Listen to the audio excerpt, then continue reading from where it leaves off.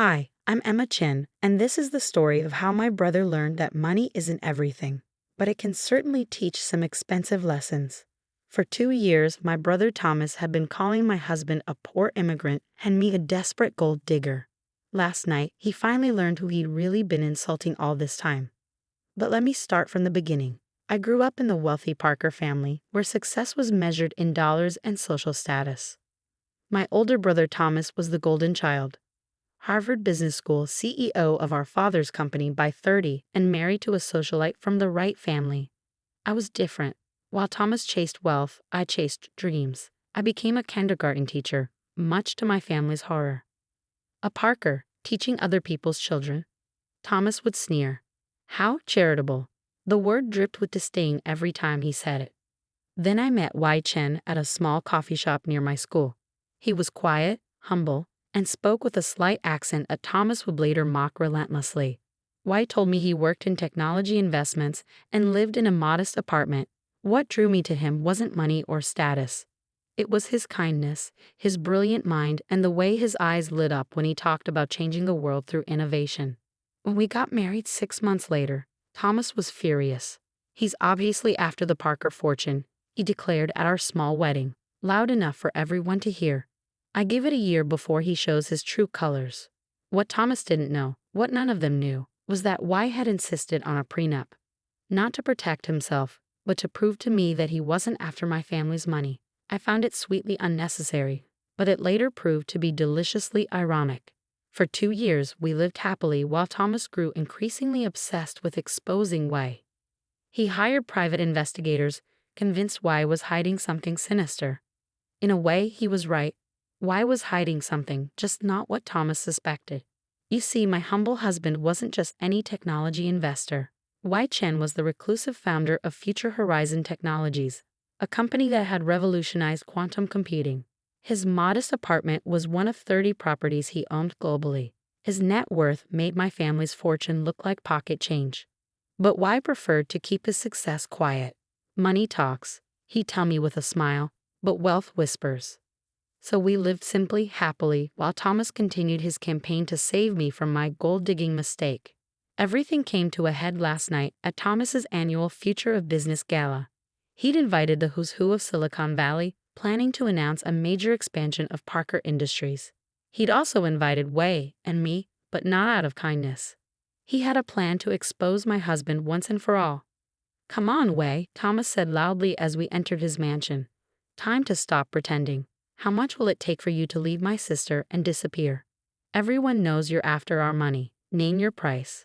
He pulled out his checkbook right there in front of everyone, the ultimate power move. Or so he thought. If only he knew that across town, Wise Company was finalizing the purchase of a certain iconic Silicon Valley property, one that would make tomorrow's headlines and change everything. The gala was in full swing, crystal chandeliers sparkling above Silicon Valley's elite. As Thomas continued his performance, he positioned us near the center of his grand ballroom, ensuring maximum visibility for his generous offer to my gold-digging husband.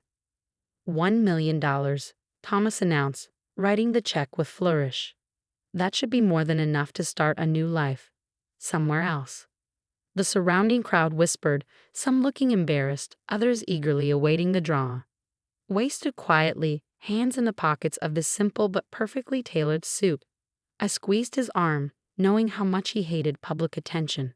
But before either of us could respond, Thomas's wife Victoria chimed in. "Really, Thomas darling, why not make it 2 million? She smiled viciously. "After all, we want to be generous with the help." She eyed Wei's Asian features with barely disguised disdain. I felt my face burning with anger, but Wei simply smiled. That small, knowing smile that I'd come to recognize as the calm before a storm. "Mr. Parker," Wei said softly, his accent more pronounced under stress. "Perhaps we should discuss this privately."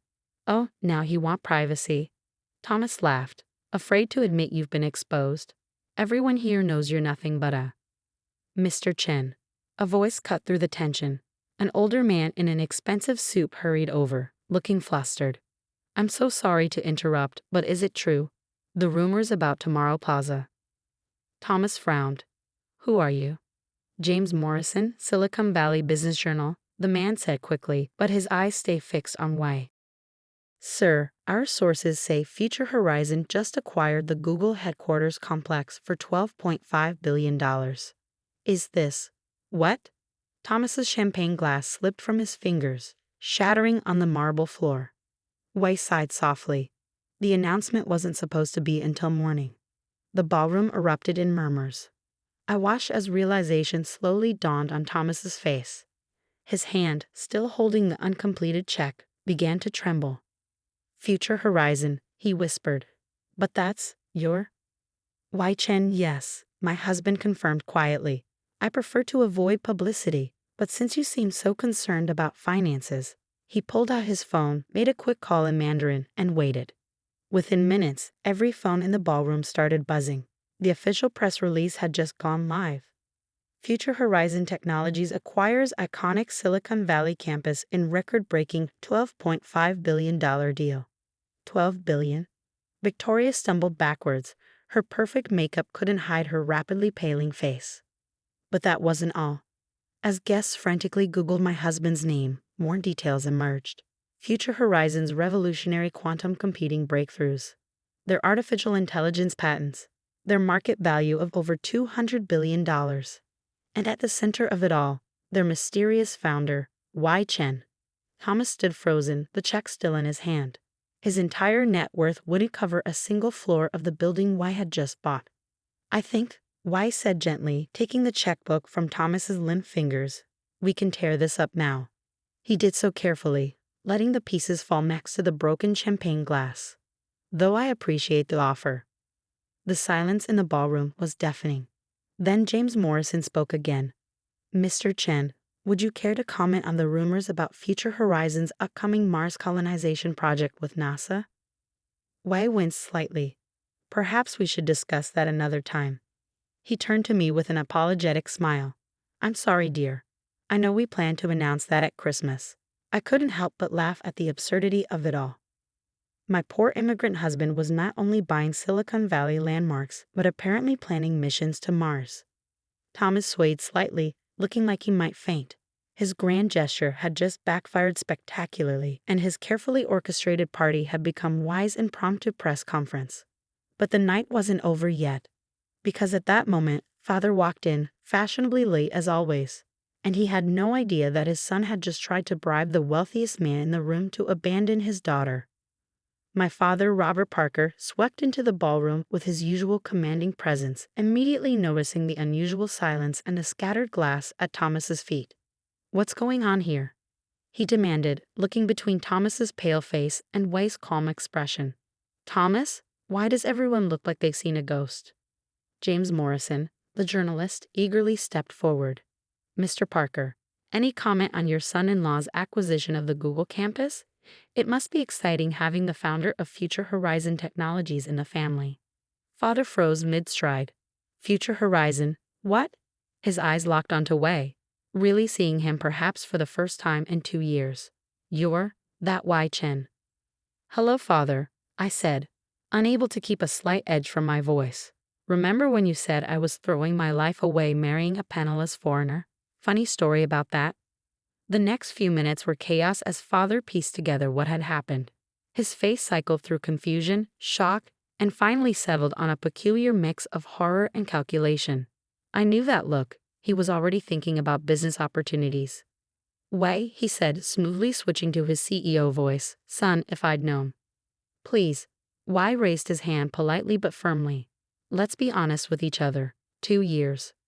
For 2 years, you and Thomas treated your daughter, my wife, like she'd made a terrible mistake. You mocked her career, belittled her choices, and just tonight, tried to bribe me to leave her. Father shot Thomas a furious look. You did what? Oh, you should have seen it, Father, I added sweetly. Thomas offered a whole $1 million. He even wrote the check already, though I'm afraid it's in pieces on the floor now, along with his champagne glass and, I suspect, his dignity. Victoria, who had been uncharacteristically quiet, suddenly burst out. But you live in that tiny apartment. You wear off-the-rack suits. You drive a Honda. Wei smiled. I believe in living simply. Success shouldn't change who you are. He turned to Thomas. Though I must admit, I did recently make one rather extravagant purchase. The building across from Parker Industries. I bought it last week. I thought it might make a nice Christmas gift for Emma. She's always wanted to open her own progressive elementary school. Thomas made a strangled sound. The building he'd been trying to acquire for years to expand his company. The deal he planned to announce tonight was now going to be my school. But, Thomas stammered, that deal was in the final stages with Crown Properties. Yes, Wei nodded. Crown Properties is one of Future Horizons' subsidiaries, has been for years. Actually, quite a few of your recent business deals have been with my companies, through various shells and holdings. I like to keep an eye on my family's investments. The irony was delicious. All those times Thomas had bragged about his business acumen, he'd actually been negotiating with Wise companies, usually at terms very favorable to him, because Wei had quietly insisted on giving him fair deals. Father, ever the businessman, tried to salvage the situation. Now, Wei, perhaps we should discuss some potential collaborations. Actually, I cut in. Wei and I have an early morning tomorrow. We're flying to Cape Canaveral to review the Mars mission protocols. I paused for effect. Though I suppose we should stay a few minutes longer. Wei, didn't you want to discuss that other matter? Wei nodded, his expression turning serious. Yes, Mr. Parker, Thomas, in light of recent events, Future Horizon will be reviewing all existing contracts with Parker Industries. While I've previously ensured you received preferential terms out of respect for family ties, I believe it's time for more market-appropriate arrangements. The color drained from both their faces. They knew as well as I did that market-appropriate arrangements could make or break their company. You can't do that. Thomas burst out. Actually, Wei said calmly, as the majority shareholder in several key subsidiaries you deal with, I can. But don't worry, I'm not vindictive. All I ask is two things. First, Emma's school project receives your full support. Second, his voice hardened slightly, you finally start treating your daughter with the respect she deserves. Father nodded quickly. Thomas looked like he wanted to protest, but a sharp elbow from Victoria silenced him.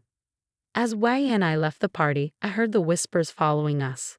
The mysterious tech billionaire and the kindergarten teacher. The humble immigrant who quietly built an empire while his in-laws mocked him. You know, I said as we got into his Honda Civic, yes, he still insisted on driving it. You could have told them at any time. Saved us 2 years of their condescension. Wei smiled, that same sweet smile that had first drawn me to him in the coffee shop. Would it have made them better people? Sometimes people need to reveal who they truly are before they can change who they might become. 6 months later, my school opened its doors. Thomas and Father attended the ceremony considerably humbler than before. Victoria even volunteered to help with fundraising, though I suspect she's still having trouble processing that her former poor brother-in-law is now the primary investor in her favorite luxury brands. As for Wei, he still drives his Honda, still wears simple suits, and still prefers our cozy apartment to any mansion. But now when we visit my family, there's a newfound respect in their eyes, not for his wealth, but for his character. And me? I'm still teaching kindergarten, though now it's at my own school. Sometimes when I'm working late, I look out my office window at the lit-up Parker Industries building across the street and smile, remembering Thomas's face when he learned who really owned his neighboring building. They say money talks, but as Wei taught me, integrity whispers. And sometimes, the quietest voice in the room belongs to the most powerful person in it.